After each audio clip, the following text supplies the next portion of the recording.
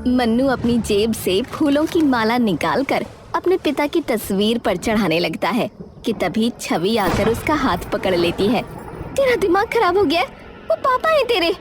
पापा है नहीं, पापा थे। तभी उनके दरवाजे पर दस्तक होती है।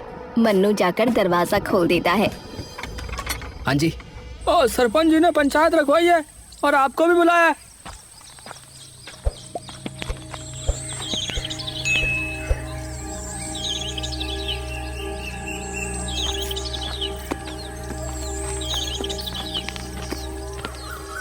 सरपंच जी, हमें बाहर मत निकालिए। आप लोगों का जो भी कर्जा है वो मैं उतार दूंगा। वो तो उतारना ही होगा, और अगर नहीं उतार सकते तो अभी के अभी गांव से बाहर निकल जाओ।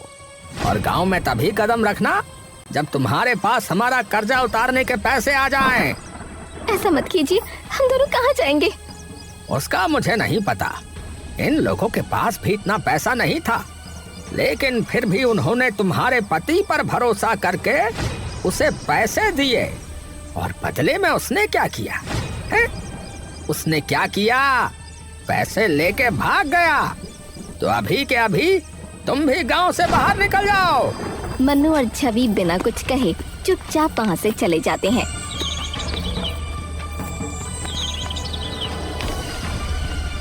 और घर जाकर अपना सारा सामान बांधकर अपना घर छोड़कर निकल जाते हैं।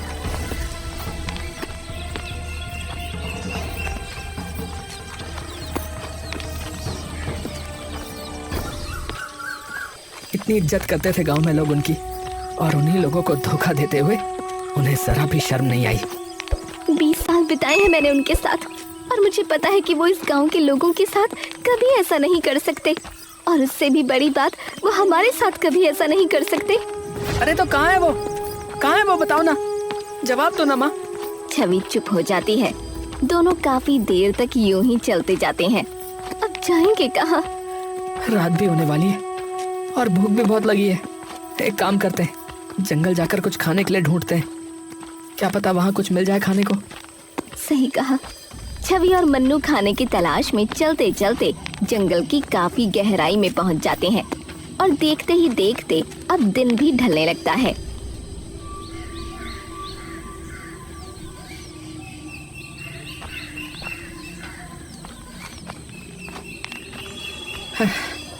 माँ, यहाँ तो ना कोई फल, ना ही सब्जी, ना ही कुछ दिख रहा है। बेटा, लगता है हम जंगल की बहुत गहराई में पहुंच चुके हैं। अब तो मुझे डर भी लग रहा है। अरे चिंता मत करो माँ, मैं हूं ना। तभी अचानक पीछे से किसी की गूंजती हुई आवाज मन्नू और छवि के कानों में पड़ती है। कौन हो तुम दोनों? टिम्बा की ऐसी सख्त आवाज सुनकर मन्नू और छवि वहीं जम से जाते हैं। मैंने पूछा तुम दोनों कौन हो और यहाँ क्या कर रहे हो? मन्नू और छवि हिम्मत करके पीछे की ओर घूमते हैं, और जैसे ही वो पीछे मुड़ते हैं उन्हें दिखता है कि उनके सामने 2 लोग खड़े हैं जिनकी वेशभूषा एकदम अलग है। देखिए हम भूखे हैं, तो हम बस खाने की तलाश में यहाँ पहुँचे। तभी वो दोनों लोग एक दूसरे की ओर देखते हैं। अच्छा, आप लोग भूखे हो? जी, ये मेरी माँ है और हम दोनों ने सुबह से कुछ नहीं खाया है। हम दोनों तो कब से जंगल में भटक रहे हैं खाने की तलाश में। अच्छा, तो ऐसा बोलते ना, आइए हमारे साथ। ये सुनकर मन्नू और छवि के चेहरे पर कुछ शिकन सी आ जाती है। देखिए, आप लोग डरिए मत। हम लोग वेदा कबीले के लोग हैं। आपने हमारे वेदा कबीले का नाम वैसे भी सुना ही होगा, और भूखों को खाना खिलाना तो हमारे कबीले का सबसे बड़ा नियम है। तो आप बेझिझक हमारे साथ आ सकते हैं। टिम्बा मन्नू और छवि को अपने साथ घर ले जाता है। आप बैठिए, मैं कुछ देर में खाना तैयार कर देता हूँ। थोड़ी देर में ही टिम्बा खाना तैयार कर मन्नू और छवि के सामने परोस देता है। खाने की महक सूंघकर मन्नू और छवि की भूख दोगुनी हो जाती है। वाह भाई वाह, महक तो बड़ी जबरदस्त आ रही है। अरे, आपने आज तक ऐसा खाना कभी खाया नहीं होगा। ये खाना हम अपने पूर्वजों के बनाए खास मसालों से बनाते हैं। मेरी सब्जी किस चीज की है? ये है बैंगन, और टमाटर की चटनी। छवि और मन्नू जैसे ही वो चटनी चखते हैं तभी उनकी जुबान झनझना उठती है। बैगन और टमाटर की चटनी, वो भी इतनी स्वादिष्ट। कैसे हो सकती भाई, कैसे हो सकती है? मैंने कहा था ना। और हमारे कबीले का आलू भात तो सबसे ज्यादा स्वादिष्ट है। मन्नू और छवि खुश होकर वो खाना खाने लगते हैं। थोड़ी देर बाद वैसे आप लोग सुबह से भूखे घूम क्यों रहे हैं? और आपका घर कहाँ है? मन्नू और छवि दुख भरी नजरों से एक दूसरे की तरफ देखते हैं। क्या हुआ? माफ कीजिएगा अगर मैंने कुछ गलत पूछ लिया हो तो। नहीं, ऐसी कोई बात नहीं है, लेकिन हमारी कहानी काफी दुख भरी है। मतलब मैं कुछ समझा नहीं। दरअसल हम यहीं पास के एक गांव में रहते थे। मेरे पति राकेश कुमार की गांव में खूब इज्जत थी क्योंकि वो शिक्षक थे। लेकिन एक दिन उन्होंने सरपंची से कहकर गांव की चौपाल में एक पंचायत रखवाई जहां वो गांव वालों के लिए एक प्रस्ताव लेकर आए थे। सरपंच जी, आप सब जानते हैं कि हमारे खेतों की सबसे बड़ी परेशानी सिंचाई है। कभी बिजली समय पर नहीं आती और जब डीजल वाली मोटर चलाते हैं तो हर महीने तेल में हजारों रुपए लग जाते हैं। ऊपर से मोटर खराब हो जाए तो अलग खर्चा। अब बात तो तेरी ठीक है राकेश, पर अब तूने ये मुद्दा उठाया क्यों है भाई? तेरा आखिरकार प्रस्ताव है क्या? देखिए सरपंच जी, मेरा मुद्दा है सोलर पैनल का। अगर हम सोलर पैनल लगवाते हैं तो सालों तक ना बिजली का बिल आएगा ना तेल का खर्चा, और जब चाहो तब पानी भी मिल जाएगा हमें। ये सुनकर गांव के सभी लोग हैरान हो जाते हैं। हैं? अरे भाई, ये सोलर पैनल आखिर क्या है भाई? और आखिर ये कैसे काम करता है? देखिए, सोलर पैनल एक तरीके का यंत्र है जो कि रोशनी को, यानी कि जो धूप आती है ना, उसको बिजली में बदल देता है। अरे भैया, अरे ये तो बड़ी चमत्कारी चीज है फिर तो। पर ये हमें मिलेगी कैसे भैया? उसकी चिंता आप लोग मत करो, वो सब आप मुझ पर छोड़ दो। लेकिन इस आधुनिक सुविधा के लिए थोड़ा पैसा लगेगा, जिसमें सभी गांव वालों को मेरी मदद करनी पड़ेगी, और इसीलिए मैंने अभी पंचायत को इकट्ठा किया है। अब कितना पैसा लगेगा? लगभग 8 से 10 लाख रुपए लगेंगे। ये सुनकर सभी गांव वाले थोड़ी देर के लिए हैरान और परेशान हो जाते हैं। देखो भाई, इस गांव में लगभग सभी लोग खेती बाड़ी का काम करते हैं, तो ये साधन सिर्फ एक इंसान के नहीं बल्कि पूरे गांव की प्रगति के लिए बहुत काम आएगा। आप सब लोगों को तो पता ही है कि हमारे गांव में बिजली की सुविधा कैसी है। 24 घंटे में से मुश्किल से शायद 8 घंटे भी बिजली नहीं आती होगी। तो बताओ, ऐसी हालत में किसान अपने खेतों की सिंचाई कैसे करेंगे जब मोटर ही नहीं चलेगी? तो इसलिए ये सोलर पैनल सबके बहुत काम आएगा। मेरी जान पहचान में एक दोस्त है जो तुरंत इसका इंतजाम करवा देगा। सभी गांव वालों को उन पर भरोसा हो गया और उन्होंने मिलकर राकेश जी को 10 लाख रुपए दे दिए। पर किसी को भी ये भनक नहीं थी कि वो सारा पैसा लेकर भागने वाले हैं। क्या वो पैसे लेकर भाग गए? हाँ, गांव वालों को लगा कि 2-3 दिन में पापा वापस आ जाएंगे, लेकिन ना उन्हें पता था और ना हमें कि उन पैसों के आगे ना उन्हें अपनी बीवी दिखेगी और ना ही बेटा। और जब उनसे ना कोई संपर्क हो पाया ना ही कोई बात हो पाई, तब गांव वालों ने ये सुनिश्चित कर लिया कि वो उनके पैसे लेकर भाग गए हैं, और सारा इल्जाम आकर मेरे और मेरे बेटे के सिर पर आ गिरा। सरपंच जी ने हमें गांव से बाहर निकाल दिया और बस फिर हम यहाँ पहुँचे खाने की तलाश में। हे भगवान, ये तो सच में बहुत बुरा हुआ। तो अब तुम लोग क्या करोगे? पता नहीं अब क्या करना है, लेकिन जब तक हम गांव वालों का कर्जा नहीं चुका देते तब तक हम गांव में वापस नहीं जा सकते। हमारी खोई हुई इज्जत मैं वापस आपको लौटा कर ही रहूंगा, ये मेरा वादा है आपसे। पर बेटा, हम इतना ज्यादा कर्जा कैसे उतारेंगे? तभी मन्नू का ध्यान उन बर्तनों पर जाता है जिनमें उन्होंने खाना खाया था, और एकदम से उसकी आंखों में एक अजीब सी उमंग आ जाती है। माँ, क्यों ना हम अपना एक ढाबा खोलें? ना हमारे पास कोई पैसा है, ना रहने के लिए कोई घर। हम कैसे कोई ढाबा खोल सकते हैं? अगर हम इसी खाने को लोगों तक पहुंचाएं तो सभी लोग भाग भाग कर ये खाना खाने आएंगे। और ढाबा ना सही, एक ठेला तो ले ही सकते हैं। गांव-गांव जाकर खिलाएंगे लोगों को, और वो भी मिट्टी के बर्तनों में।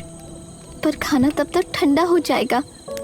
तो खाने को मिट्टी की हांडियों में रखना, और उन हांडियों को एक लकड़ी के डब्बे में रखना, और फिर उनको घास से ढक देना, और फिर देखना 6-7 घंटे तक खाना यूं ही गर्म रहेगा। तो क्या आप बना देंगे हमारे लिए इतना खाना रोज? हाँ हाँ, क्यों नहीं। आपका बहुत बहुत शुक्रिया। ये एहसान हम जिंदगी भर नहीं चुका सकेंगे। अरे ऐसी कोई बात नहीं है। प्रेम और सेवा भाव तो हमेशा से हम कबीले वालों का मूल धर्म रहा है, और हमें तो जो भी मिलता है प्रकृति से मिलता है। तो हमारा भी फर्ज बनता है कि जब ऊपर वाला हमें इतना कुछ दे रहा है तो हम भी क्यों ना लोगों की सहायता करें। पर हम ठेला कहाँ से लेकर आएंगे? अरे वो तो हम में से कोई भी बना देगा। ये सुनते ही मन्नू और छवि की आंखें चमक उठती हैं। सच में? हाँ भाई।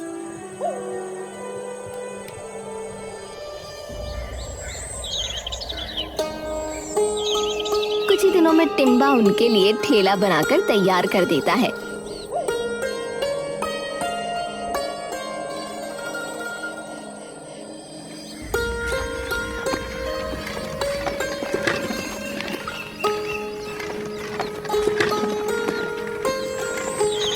कुछ दिन बाद बस लोग आ जाएं लेने। आ जाएंगे माँ, आप बिल्कुल चिंता मत करो।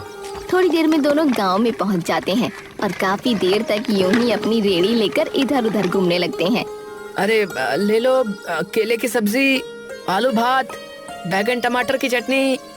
अरे ले लो, अरे आओ आओ भैया, अरे अरे आइए आइए। तभी ये सुनते ही कुछ गांव वाले उनके पास आते हैं। अरे भाई, ये सब्जी तो पहली बार सुनी है, क्या है? अरे काका, एक बार खा के तो देखो, उंगलियां चाटते रह जाओगे। हाँ, उंगलियां चाटते रह जाओगे? ऐसी क्या चीज है भैया? अच्छा भाई, जरा खिलाओ चखाओ, हम भी तो चखें, देखें कि कैसी है ये केले की सब्जी। और मुझे जरा वो आलू भात चखाना, जरा देखते हैं कैसा है। रोटी वगैरह नहीं है क्या इसके साथ? नहीं काका, अभी रोटी तो नहीं है, पर हाँ बहुत जल्दी रोटी बनाना भी शुरू कर देंगे। मन्नू उनके लिए आलू भात कटोरी में डालकर दे देता है।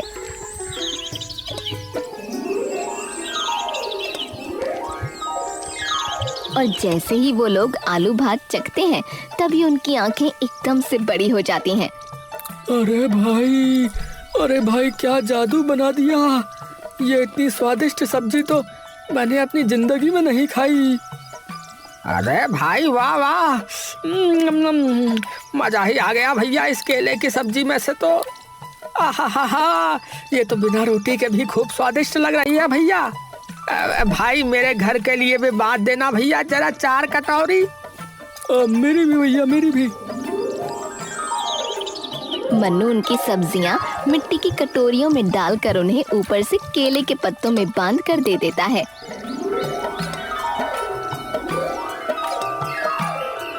अरे वाह, तुम तो बिल्कुल सारी चीजें एकदम प्राकृतिक तरीके से देते हो। बिल्कुल काका। तो कैसा रहा पहला दिन? अब इतनी बिखरी तो नहीं हुई जितनी सोची थी, पर हाँ आपके हाथों का बना खाना जिसने भी खाया वो उंगलियां चाटता रह गया।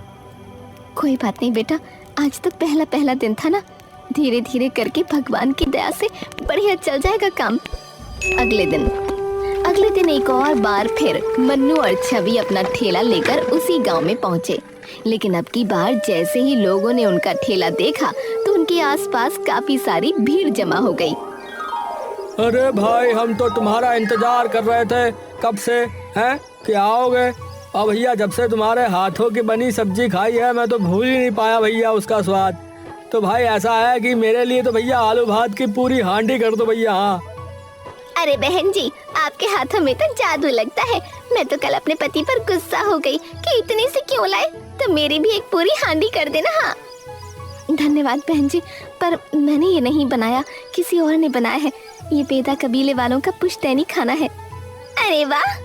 और देखते ही देखते यूं ही शाम होने से पहले पहले मन्नू और छवि के ठेले से सारा खाना खत्म हो जाता है।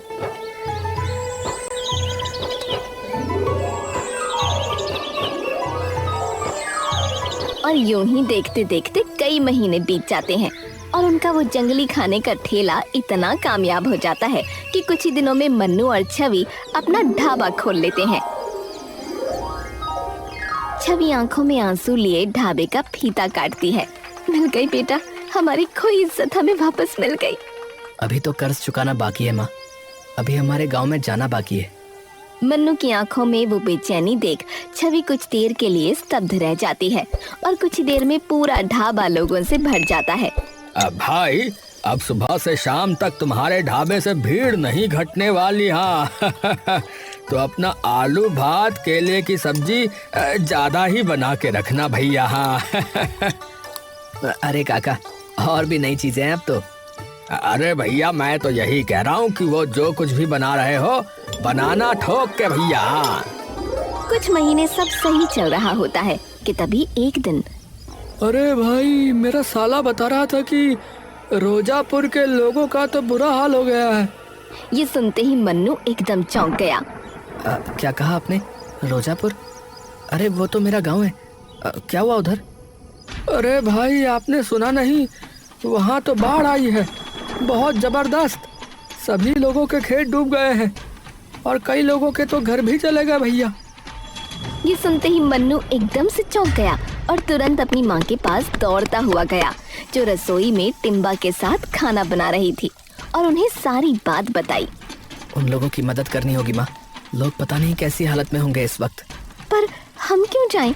जब हमारा ऐसा हाल था तब किसी ने भी आकर पूछा हमसे कि हम कैसे हैं, और किसी ने भी रोकना नहीं चाहा जब सरपंच जी हमें गांव से बाहर निकाल रहे थे। माँ, पर आप ये भूल गई कि जब हमें जरूरत थी तो टिम्बा भैया ने भी तो हमारी मदद की थी। तो जब भगवान हमें इतना दे रहा है तो हमारा भी फर्ज बनता है कि उनके बनाए लोगों की मदद करें।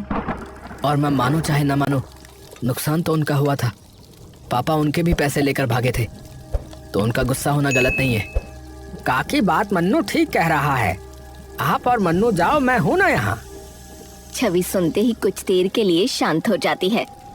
ठीक है। छवि और मन्नू तुरंत अपने गांव की ओर निकल जाते हैं और दोपहर तक वो अपने गांव में पहुंच जाते हैं।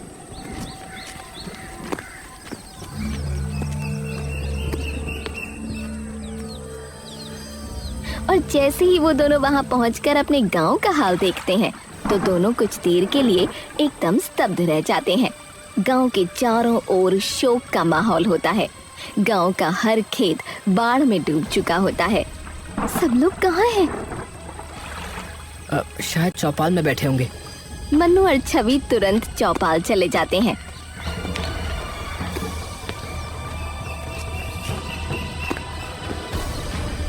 और जाकर देखते हैं पूरा गांव चौपाल पर इकट्ठा हो रखा है। उन दोनों को देखते ही सरपंच का खून खौल उठता है। तुम दोनों क्यों आए हो यहाँ? देखिए, मैं जानता हूँ कि आप सभी लोग हम सबसे गुस्सा हैं, क्योंकि मेरे पापा ने आप सभी लोगों के साथ विश्वासघात किया है। लेकिन यकीन मानिए, उन्होंने आपके साथ नहीं, हमारे साथ भी उतना ही बड़ा विश्वासघात किया है। तो इसलिए मैं आप लोगों से हाथ जोड़कर विनती करता हूँ कि कृपया हमें आप लोगों की मदद करने दीजिए। अरे क्या मदद करोगे तुम? गांव में खाने को दाना तक नहीं बचा है। रोज ये सोचना पड़ता है कि आज के खाने का इंतजाम कैसे होगा। रोज लगता है कि आज खाना मिलेगा या नहीं। चिंता मत कीजिए, आप हमारे साथ आइए, आप सभी लोग। अरे भाई, लेकिन कहाँ? आप सब लोगों को अपने आप पता लग जाएगा। मन्नू गांव के सभी लोगों को लेकर अपने ढाबे पर चला जाता है और सब लोगों को बिठाकर बिना एक पैसा लिए खाना खिलाने लगता है। गांव के सब लोग वो खाना खाते ही दंग रह जाते हैं। अरे भाई, तुम्हारे हलवाई ने खाना बहुत ही स्वादिष्ट बनाया है। मन्नू मुस्कुराकर टिम्बा की ओर देखता है। धन्यवाद आपका। आप सभी लोगों का बहुत बहुत धन्यवाद।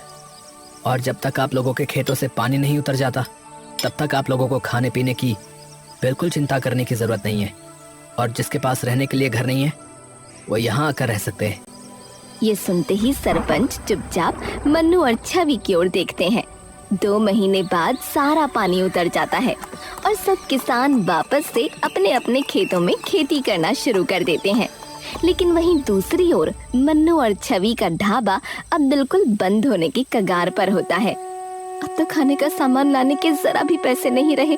2 महीना लोगों को मुफ्त में खाना खिलाते खिलाते हमारे पास कुछ नहीं बचा। कोई बात नहीं माँ, हम फिर से रेडी पर आ जाएंगे और फिर से खूब सारी मेहनत करके अपना ढाबा खड़ा कर लेंगे। पर टिम्बा भैया माफ करना, हमने आपको यूं ही अपने साथ इस दुविधा में फंसा दिया। अरे मैंने क्या कहा था कि सेवा धर्म ही सबसे बड़ा धर्म है, हम वेदाओं का। तभी एक पुलिस जीप आकर रुकती है। उसमें से एक इंस्पेक्टर उतरता है और उनके पास आता है। क्या आप लोग राकेश कुमार के परिवार से हैं? छवि घबराकर सर हिला देती है। जी मेरे पापा हैं, पर क्या हुआ? इंस्पेक्टर धीरे से एक थैला मन्नू के हाथ में दे देता है। मन्नू खोलकर देखता है तो उसमें बहुत सारे पैसे होते हैं। ये क्या है? ये वो पैसे जो आपके पापा ने गांव वालों से लिए थे। क्या? मैं कुछ समझ नहीं पा रहा। वो तो पैसे लेकर भाग गए थे ना सर? नहीं, वो पैसे लेकर भागे नहीं थे। दरअसल जिस दोस्त पर उन्होंने सोलर पैनल लाने के लिए भरोसा किया था उसने राकेश जी से पूरे पैसे ले लिए और फिर गायब हो गया। और फिर राकेश जी हमारे पास आए और उन्होंने हमें सारी बात बताई। उन्होंने कहा था वो गांव वापस खाली हाथ नहीं जा सकते। तो पर हमें उस इंसान के बारे में कुछ पता नहीं लग पाया, तो उन्होंने कई जगह जाकर उस आदमी के बारे में जानकारी इकट्ठी करनी शुरू कर दी और आखिरकार हमें फोन करके उसका ठिकाना बताया।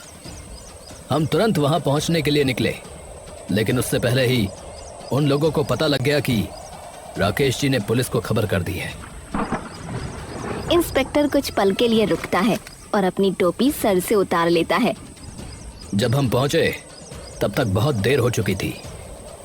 हम उन ठगों को तो पकड़ पाए, लेकिन राकेश जी को नहीं बचा पाए। उन लोगों ने राकेश जी जैसे कई लोगों को ठगा था, तो उन्हीं की वजह से आज न जाने कितने लोगों को उनके हक के पैसे मिले हैं। राकेश जी भागे नहीं थे, वो लड़ रहे थे।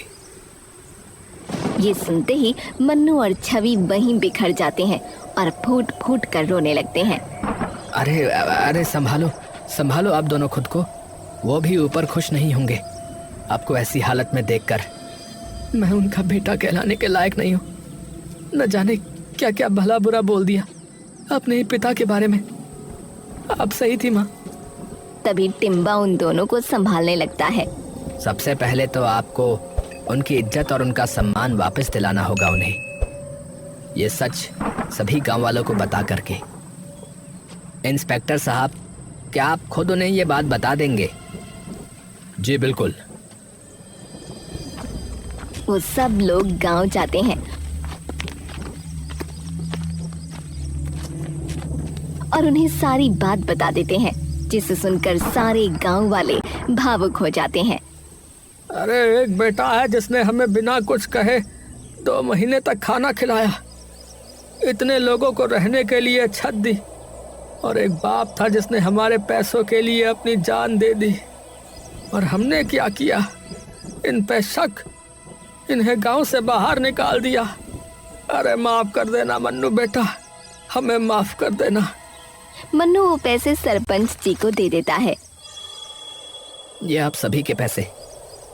ये अब तेरे हैं बेटा, इससे तू अपना ढाबा खोल नया। मन्नू चौंक कर उन सभी लोगों को देखता है और छवि चुपचाप ऊपर आसमान की ओर देखने लगती है। हमें बचाने के लिए शुक्रिया, और मुझे अकेला छोड़ जाने के लिए मैं जिंदगी भर माफ नहीं करूंगी। आप चाहे मुझे ऊपर आने के बाद कितना ही मनाने की कोशिश करो। कुछ ही दिनों में मन्नू अपना ढाबा अपने गांव में फिर से खड़ा कर देता है, पर अब की बार ढाबे का नाम होता है राकेश ढाबा।